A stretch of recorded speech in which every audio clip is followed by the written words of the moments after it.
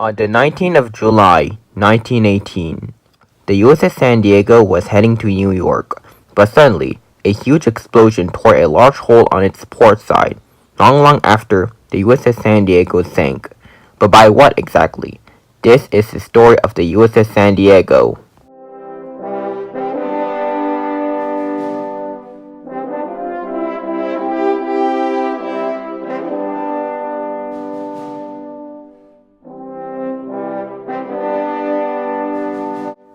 The story begins in 1899. After the victory during the Spanish-American War, the United States needed ships capable for protecting its newly acquired overseas territories.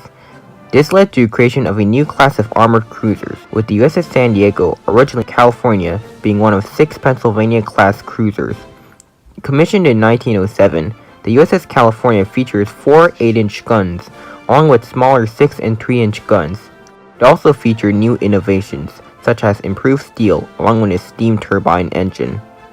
During its service life, the USS California was first assigned on the 2nd Division Pacific Fleet in 1908, where it sailed around the Pacific Ocean in East Asia, conducting training exercises and projecting power in the Far East, later returning to the US in 1912. In September 1914, the USS California changed its name to USS San Diego and was designated as a flagship for the Pacific Fleet.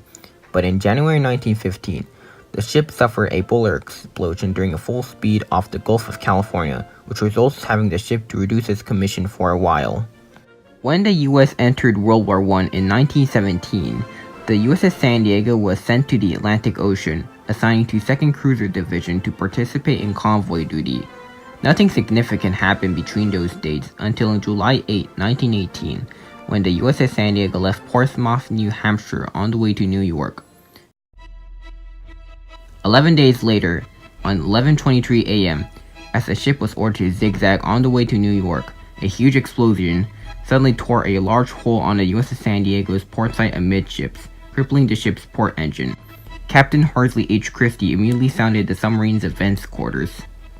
Soon, 2 more explosions ripped into the ship's hull, likely caused by the ignition of one of the ship's magazines and boilers. Captain Christie attempted to ground the ship, but with no success. Meanwhile, the crew fired all sides, trying to sink anything that remotely resembles a submarine.